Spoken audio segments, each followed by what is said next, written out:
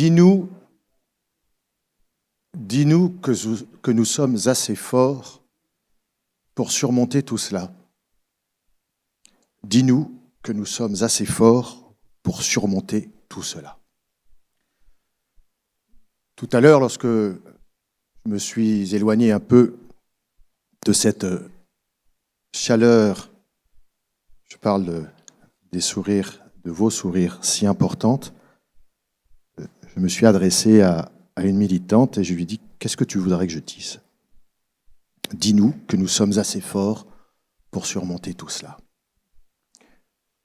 Ces universités d'automne, lorsque nous les avons prévues, organisées, nous étions à milieu de penser qu'elles s'inscriraient dans un contexte aussi dramatique. Et je vous remercie les uns et les autres. Je suis un peu plus ému que d'habitude, je suis un peu plus tendu que d'habitude, j'étais un peu plus fatigué que d'habitude hier soir. Et le fait de se retrouver, le fait de rire ensemble, de parler, de débattre, d'être dans la contradiction, d'être en face de militants, le fait d'avoir écouté ce matin, et vraiment je veux remercier du fond du cœur Olivier, qui est quelque part, qui est devant moi, dont je suis heureux qu'il soit mon partenaire, je le dis, et Jean-Noël Barrot, dont la clarté du propos a été lumineuse. Ça nous a redonné de la vigueur, ça nous a redonné de la force, ça nous a redonné tout ce qui fait la richesse de notre engagement et ça a redonné ce que sont ces universités d'automne, c'est-à-dire un débat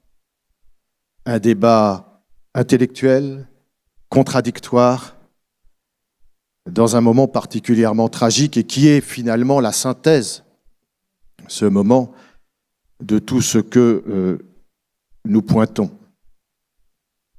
Lutter contre le racisme et l'antisémitisme, lutter contre les extrémismes, lutter contre les formes de radicalisation, lutter contre la désinformation.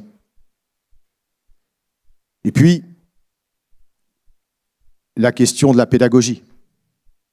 Comment convaincre ? Comment aborder les différents sujets ? Comment faire naître le doute ? L'importance de la transmission, l'importance de nos interventions. C'est par notre action que l'on se ressource. C'est par nos débats et c'est par notre action. Et lorsque nous avons eu un séminaire entre les salariés militants et les membres du bureau exécutif, quelques-uns d'entre eux, nous étions 35 à 40 il y a 2 semaines, pour définir les nouveaux combats que nous devions mettre en place, les nouvelles façons d'exercer notre combat. Ce mot « combat » était discuté. Le mot « arme » était discuté. Aujourd'hui, je le dis devant vous, il n'est plus discutable. Ils ne sont plus discutables. Nous ne sommes pas simplement des militants, nous sommes des combattants. Et les armes, ce sont aussi les armes de l'esprit. C'est l'arme du savoir, c'est l'arme de la connaissance. C'est celle qui permet de combattre l'ignorance et les préjugés. Nous nous inscrivons dans une lignée, la Ligue internationale contre le racisme et l'antisémitisme, de combattants. J'essaierai d'être bref. Israël. Nommez les choses. Nommez les choses. Si j'ai été fatigué hier soir, c'est terrible. Si l'émotion me prend et vous prend à chaque fois que l'on évoque ce qui est un acte terroriste, ce que sont des crimes de guerre, ce que sont des pogroms, ce que ne sont pas des terrorismes, crimes contre l'humanité et pas crimes de guerre, crimes contre l'humanité et pas crimes de guerre, pogrom. Lorsque l'on évoque tout ça, on nomme une réalité, on est factuel, on n'est pas dans la subjectivité, on est dans le droit. Comment peut-on dénier aux atrocités que nous avons vues ou que nous avons lues le caractère de crime contre l'humanité ?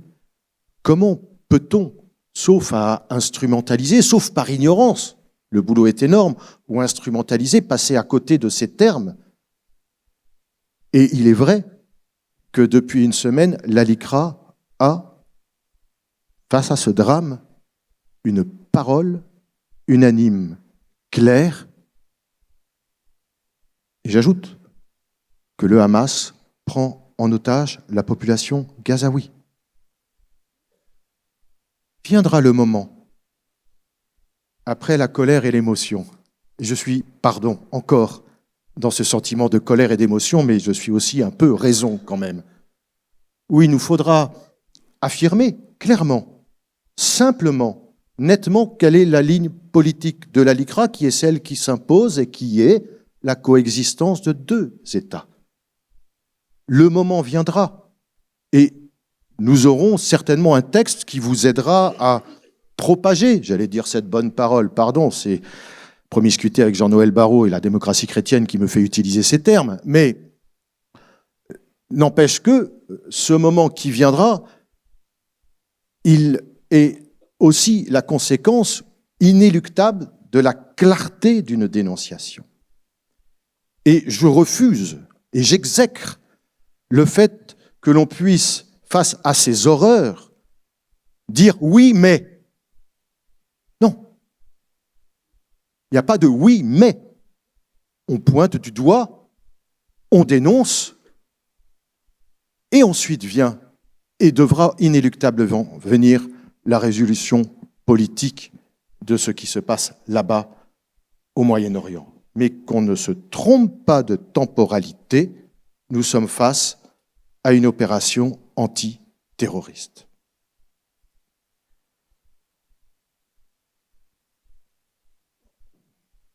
Je veux parler de ce qui se passe aujourd'hui, c'est-à-dire ce que Israël applique comme réponse. Le choix est inéluctable, le Hamas ayant pris en otage la population gazaoui. Ce n'est pas en soi une solution politique, c'est un fait.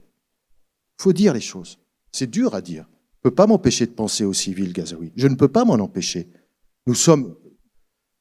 Tout à l'heure, j'écoutais les débats et je parlais avec les uns et les autres, et puis je conversais par SMS. C'est l'humanité qui est touchée. C'est l'homme qui est touché. C'est la femme qui est touchée. C'est ce qui est au plus profond de nous-mêmes et de nos valeurs qui sont touchées. Peu importe la religion, peu importe où ça se passe, quand il y a massacre d'enfants, il y a acte terroriste. Il faut nommer simplement les choses et viendra le moment de la réflexion politique. Le thème, c'est l'extrémisme, le populisme. Et où se diffuse l'extrémisme? Comment se diffuse-t-il? Les réseaux sociaux.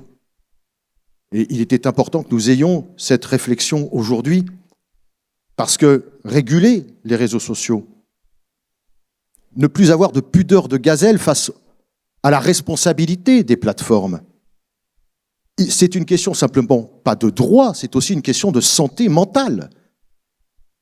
C'est une question d'hygiène mentale. Les réseaux sociaux sont en train de polluer les consciences. Et pardon du rapprochement, mais lorsqu'hier nous avions une discussion sur la jeunesse militante, et parmi certaines d'entre elles, y compris dans les écoles de journalisme ou autres, quand est infusé un courant wokiste, LFI, négationniste, islamo-gauchiste, qui s'installe petit à petit à l'aune de ce qu'ils peuvent échanger, lire ou dénoncer sur les réseaux sociaux, on y va petit à petit vers ces courants de pensée qui sont de l'extrémisme. Donc il faut réguler, donc il faut sanctionner. Et ce matin, ce que vous avez entendu était assez explicite et très inquiétant. Parce qu'il était temps que la régulation s'installe, mais ce que vous a dit en petit point de pointillé l'ami Jean-Noël Barrot, c'est que le temps pour l'Europe de sanctionner est un temps long, alors que le temps de diffusion de ces propos toxiques, haineux, racistes, antisémites, xénophobes est un temps court et qui se propage. Alors, est-ce que l'on doit attendre tout de la régulation européenne ou étatique? Non. Il ne faut jamais oublier la responsabilité individuelle. On peut quitter X. Thierry Breton nous a appelé à aller vers Blue Sky. On peut signaler. Retenez ce qu'a dit le ministre ce matin. Retenez. Il est de notre responsabilité de signaler les propos que nous considérons comme illégaux, haineux ou toxiques. Puis il y a les actions judiciaires. Et là, je voudrais remercier évidemment nos avocats qui, 30, 40, 50, 60, sachez d'ailleurs que nous venons de constituer une task force immédiate depuis dimanche d'avocats bénévoles qui vont, lorsqu'il s'agit d'apologie du terrorisme ou de propos ou d'actes antisémites qui pullulent, maintenant qui pullulent, se sont réunis pour être très efficaces, très rapides. Les actions judiciaires sont évidemment à ne pas négliger. Alors tout ça, cette régulation, c'est un des moyens de combattre l'extrémisme. Les extrémismes. Les extrémistes. Nommer les choses, c'est ne pas oublier les extrémismes. Évidemment l'islamisme. Évidemment l'islamo-gauchisme. Parce que, je me permets de rappeler, mais la non-dénonciation par certaines organisations ou partis politiques de l'horreur, la non-qualification juste de l'horreur qui a traversé ce pays et de l'horreur des têtes d'enfants décapités, des femmes enceintes éventrées, et j'en passe, la non-dénonciation de ce crime, c'est en soi déjà, par une complicité passive, par une complicité silencieuse, juridique ou éthique, à la limite, je me fous du juridique. Mais éthique, politique ou morale, c'est une complicité. Et la colère qui est la nôtre, la colère qui est la mienne, c'est de voir comment LFI, le Parti des indigènes de la République, le NPA, je ne parle pas du collectif Palestine vaincra, merci monsieur le maire, merci Jean-Luc Moudin d'avoir demandé au préfet de suspendre toute manifestation organisée par... Oui, il faut du courage politique. J'y reviendrai, pas simplement le politique. Le politique aurait si besoin de nous, j'y reviendrai. Mais nous avons intenté des actions judiciaires parce que tout n'est pas liberté d'expression et l'apologie du terrorisme, quelle que soit la personne qui la prononce, mérite sanction. Et je le dis très clairement, les hommes politiques qui, par leur complicité silencieuse ou par leurs propos qui visent à faire l'amalgame entre le Hamas et les Gazaouis, l'amalgame entre une action terroriste et une population civile, celles-là, ces personnes-là, ces partis-là ne font plus partie de l'arc républicain. Et je le dis, ce sont nos adversaires. Mais à côté de l'extrême gauche, jamais oublier que l'extrême droite profite de la situation. Profite de la situation. Instrumentalise les circonstances pour apparaître comme un bouclier. Et la parole publique et la parole politique qui doit être impeccable et qui est parfois haineuse est coutumière, cette haine de la parole chez les extrémistes de droite. Vous avez vu ce que l'infâme Giacobelli, le député, a dit d'un autre député Renaissance dont j'ai oublié le nom, mais qui est à consonance arabe. Il va comment, le Hamas? C'est odieux. C'est odieux. C'est dire que c'est un continuum. J'ai commencé par les réseaux sociaux, on parle de l'anonymat, mais je déteste le mot libération. Ce n'est pas la libération de la parole. La libération de la parole, elle peut s'inscrire dans une liberté d'expression que nous souhaitons la plus large possible. Non, c'est le filtre haineux que permet le pseudonymat ou l'anonymat sans sanction immédiate, qui permet la prolifération sous couvert d'un petit bouclier de propos racistes, antisémites, xénophobes et tout ce que vous voulez. Et cette pseudo-immunité permet ensuite, à découvert, à tout homme politique de dire à l'autre « il va bien le Hamas », simplement parce qu'il a un nom à consonance arabe. C'est insupportable. Je rappelle que l'extrême droite n'a jamais fait son devoir d'inventaire.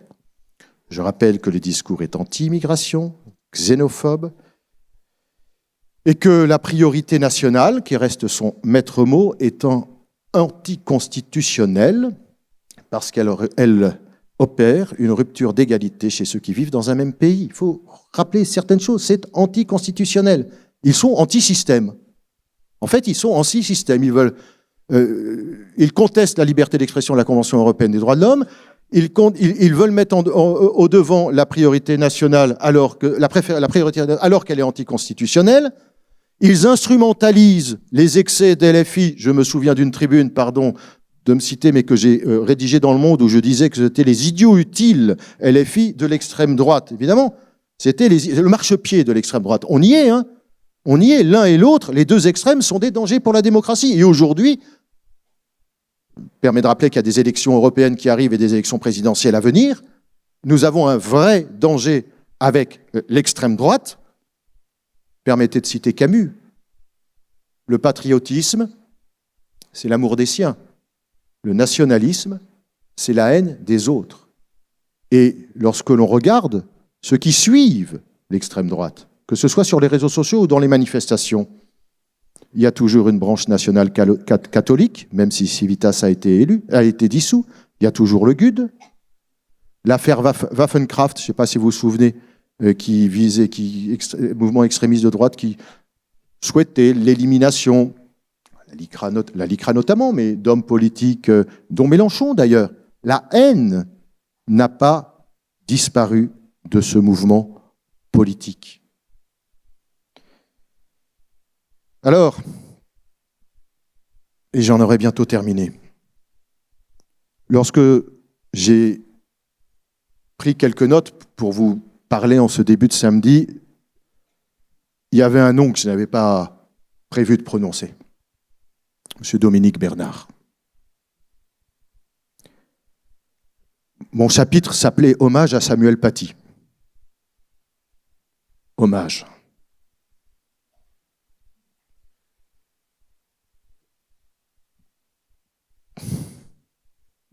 L'islamisme, et non pas l'islam, un acte terroriste, un enseignant qui dispense le savoir, qui combat l'ignorance et les préjugés, un sanctuaire. Et c'est évidemment pas seulement les enseignants, là encore, qui sont les victimes, c'est nous tous. Et j'ai écouté Gilles Kepel ce matin, qui ne sera pas là cet après-midi, mais qui était sur France Info pendant une bonne heure et demie, tôt.